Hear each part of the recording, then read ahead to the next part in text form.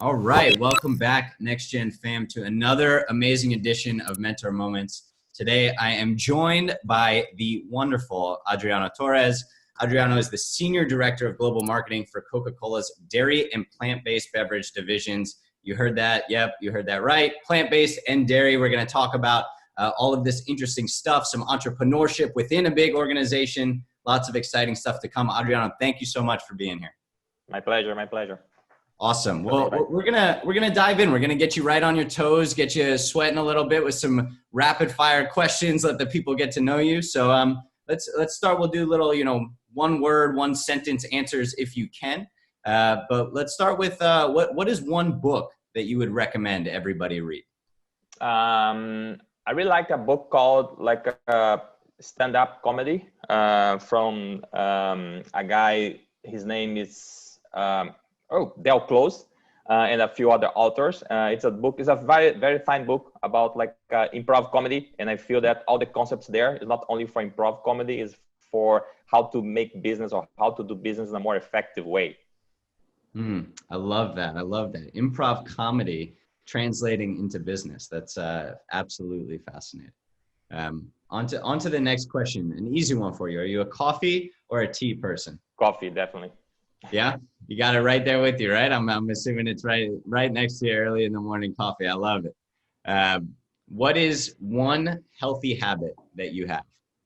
I like to jog, like to run a little bit, like every day, 3-4 miles. Wow. That's I'm sure that adds up by the end of the month. That's a lot of miles. A lot.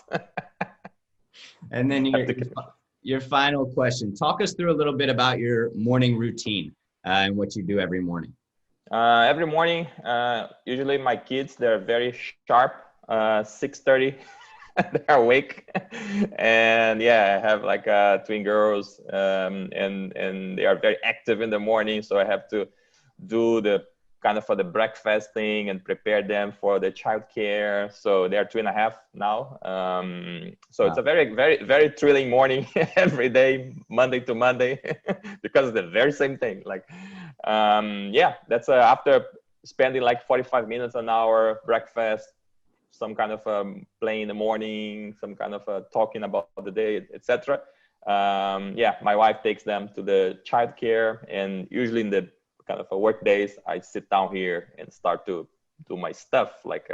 In the past, it used to be like a drive to the office, half an hour, but now it's I skip that half an hour and dedicate the time to work.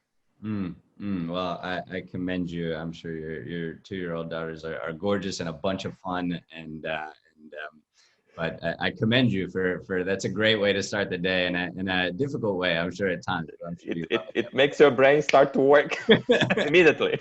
There's no space to, I'm tired, let's give my cough. No. When I open my eyes, I have to start to work.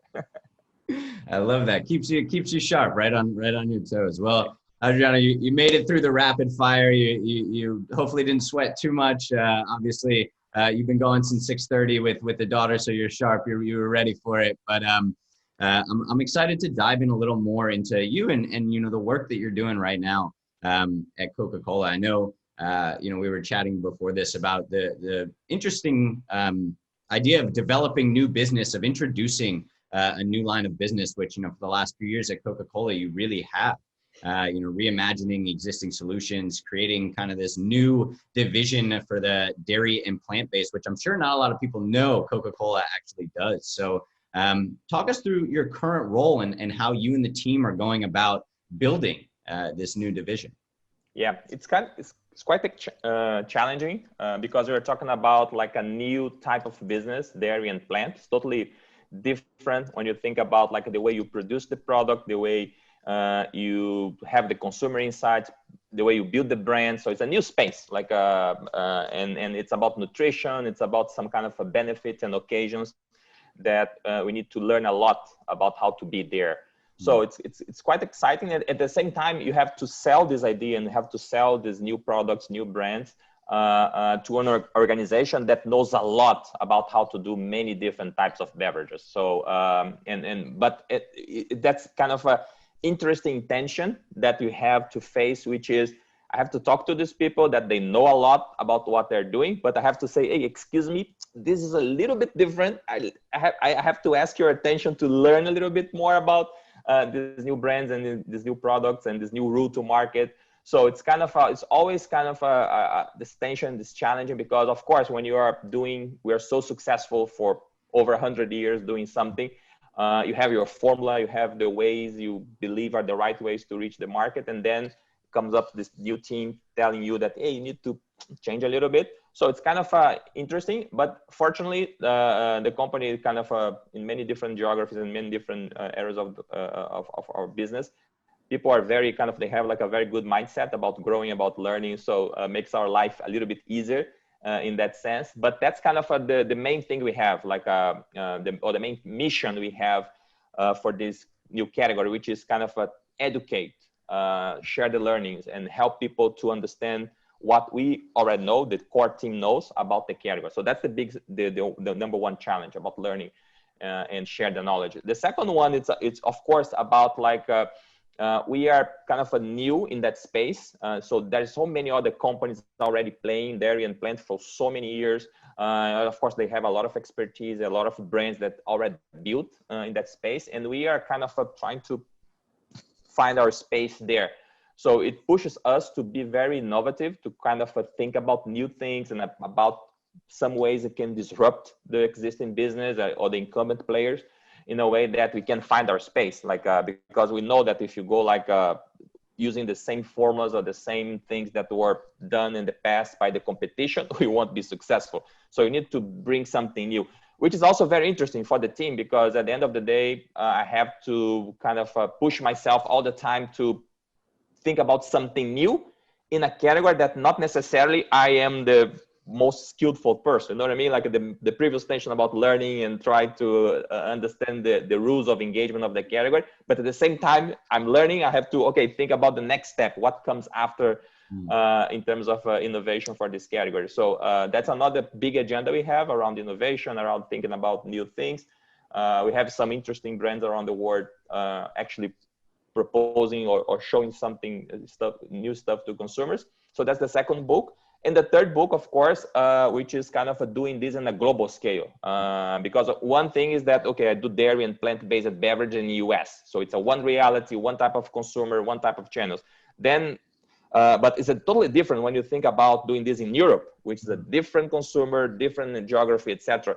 And if you go to Asia, it's even kind of things change dramatically, because in Asia, the way people consume dairy and plant is totally different compared to the way we in US or in Europe or Latin America consume dairy. And then you go to Africa, it's a different. So you get my point. Like you have to learn, you have to innovate, and you have to do this in a global scale in a way that you need to take into consideration the different dynamics you have in each geography around the world, which are pretty different. So that's kind of the challenge we have here doing dairy and plant in Coca-Cola.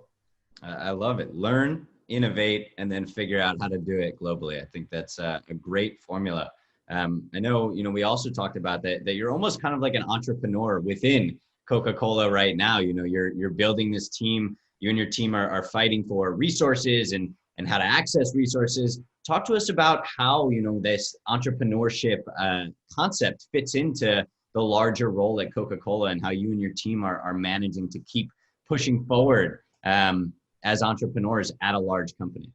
Yeah, that's a fascinating area because if people, when I introduce myself to people in the market, they say, you work in Coke, you have all the resources, you have everything. But we have a huge portfolio and different priorities and so many things to do. So at the end of the day, like I said, we are learning and trying to innovate and trying to enter in a new category. So we need to have this entrepreneur mindset in a way that we need to fight for resources like other categories. Other categories are also pitching for kind of their plans and their goals and their business, what they can deliver to the system.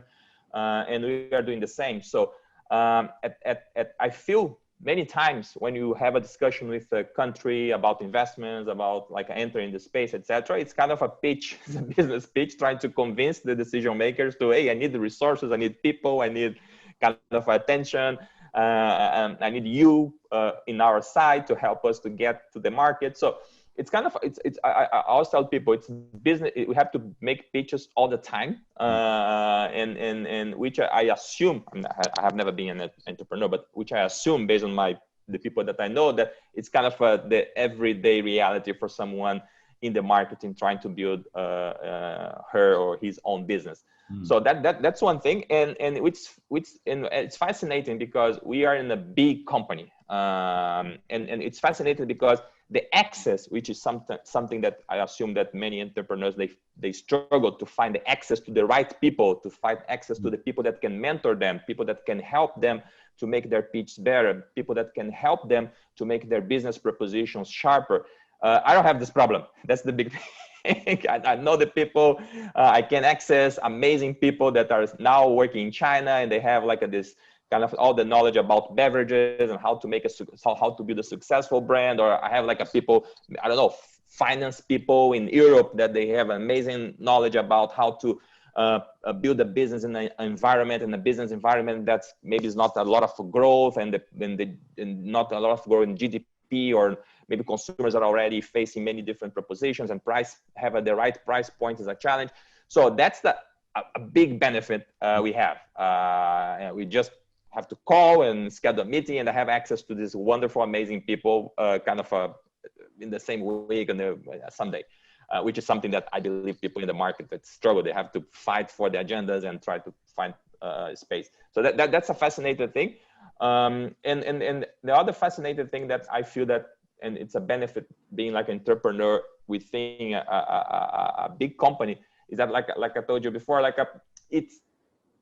we know we have the resources, we know we have like the big system, this big organization that can help us. They are there, so they will help you, but it pushes us to build like the business case that's compelling enough for them to say, okay, and now I give you the help you need to go to the market. So I think it's a similar challenge you have like on the outside a big company, which is kind of convince people it's a very compelling business case, that you are worth their time and their investment, but with a little bit more sense of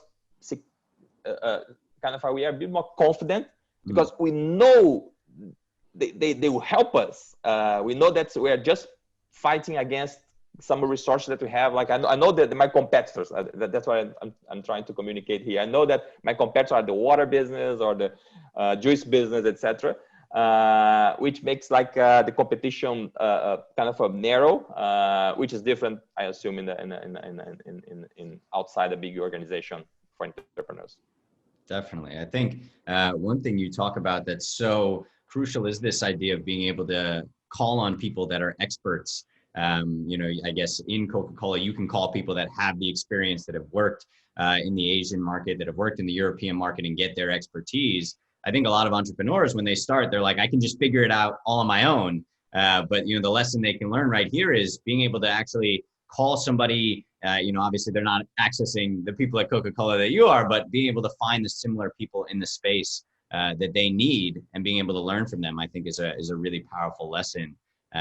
That not a lot of people think of right away, that you can ask questions. Yeah, and that's a funny thing about this, because when I started this job like 4 years ago, it's there in Plant, right? The people I'm talking about, the experts, etc.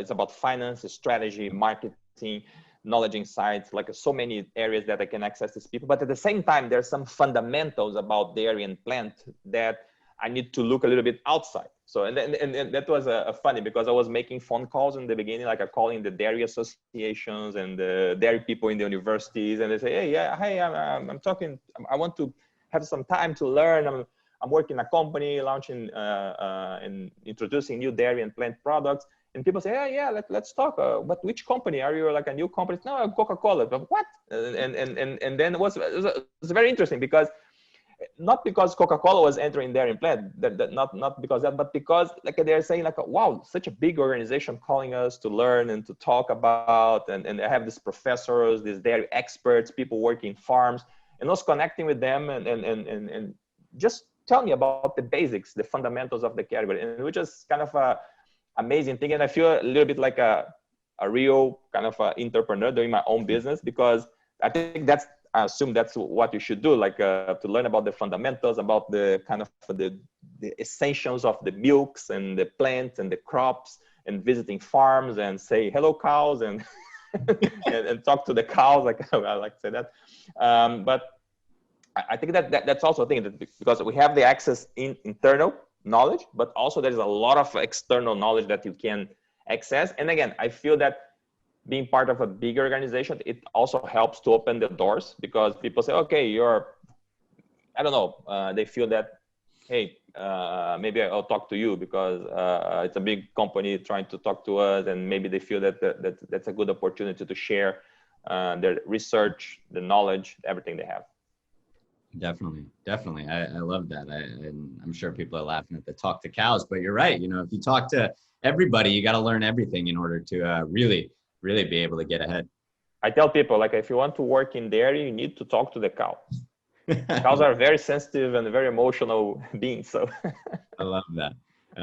Switching gears a little bit, I feel like we've talked a lot about learning and insights and being able to understand your marketplace. Another thing you talk a lot about is the importance of storytelling, and storytelling being able to drive innovation. Obviously, you're an incredible marketer. Creating incredible campaigns, growing this new division. Talk to us about how storytelling fits into the launching of a new division. Yeah, I would say like maybe not only storytelling, but maybe a narrative. You have to kind of define a narrative for the business, and I think that helps a lot, because when you talk about something that the investment, there's a lot of investment, a lot of requirements for people's time, attention, for something that not necessarily they will see the results in the short term. So you need to create a beautiful narrative about the beautiful journey that you're kicking off. And I believe that you have to find like all the kind of the characters and define how this story we're going to unfold. And I say narrative because it's about like setting the scenarios, setting the ambition, who's going to do what are the challenges ahead.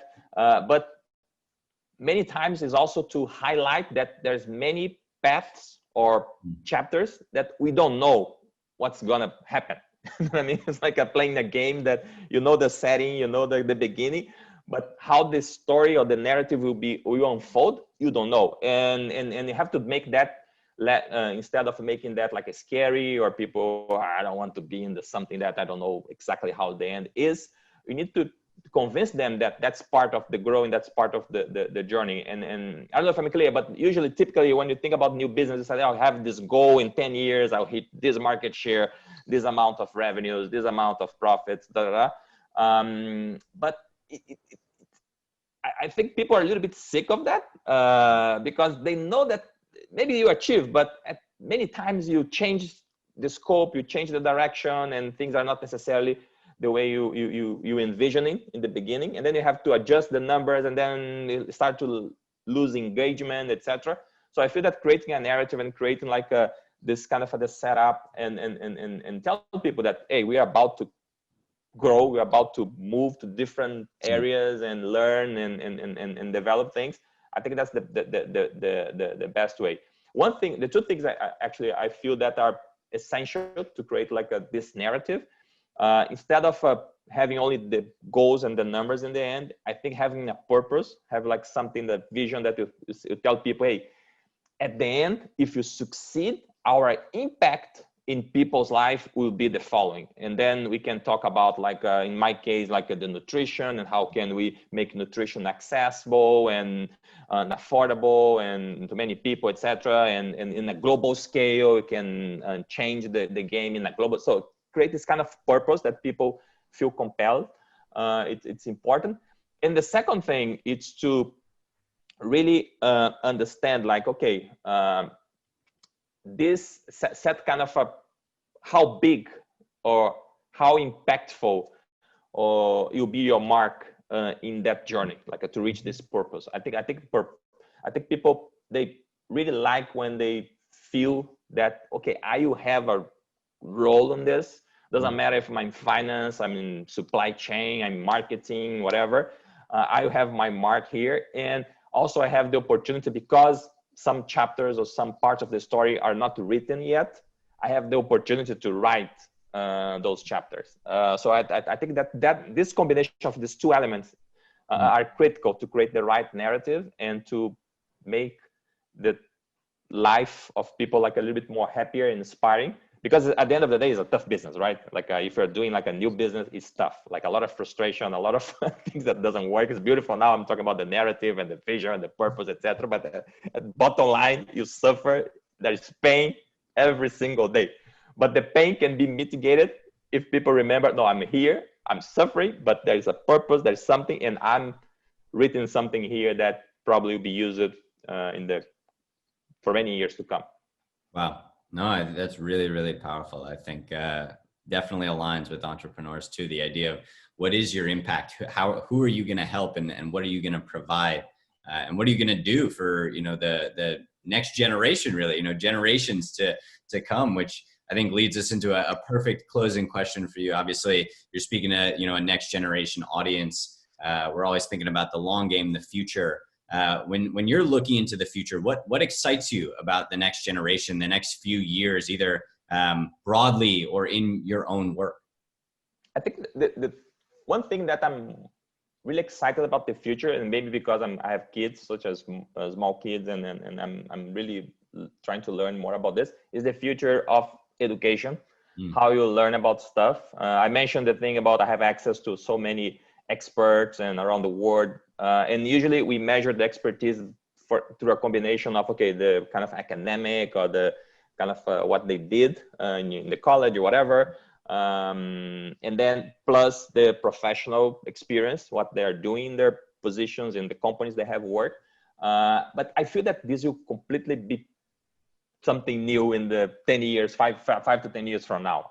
The first element, college, etc. I think that this will, I don't know what's happening there, but something new will emerge, totally different versus the experience I had in going to a college, like campus, and living with my roommates, etc., and learning in the classes and doing my research. I think that it's gone, and I'm really excited about to see what will be the next thing.